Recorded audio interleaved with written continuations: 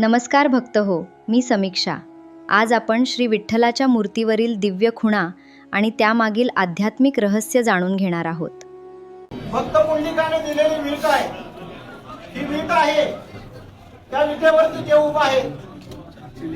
मुक्तकेशी नावाची दासी होती, त्या रूपाने नाजूक होत्या, त्यांना नाजूक असलेलाचा गर्व होता। ज्यावेळेस या ठिकाणी देवाच्या दर्शनाला आले त्यावेळेस त्यांच्या मनामध्ये असा भाव निर्माण झाला की मी देवाच्या पायावरती डोकं कसं टेकवायचं। त्यांनी देवाच्या पायावरती दर्शन न घेता करंगळी शेजारचं बोट या ठिकाणी लावलेलं आहे, डाव्या पायाला या ठिकाणी बोट उठलेला आहे आणि त्यांचा गर्भधारण झालेला आहे।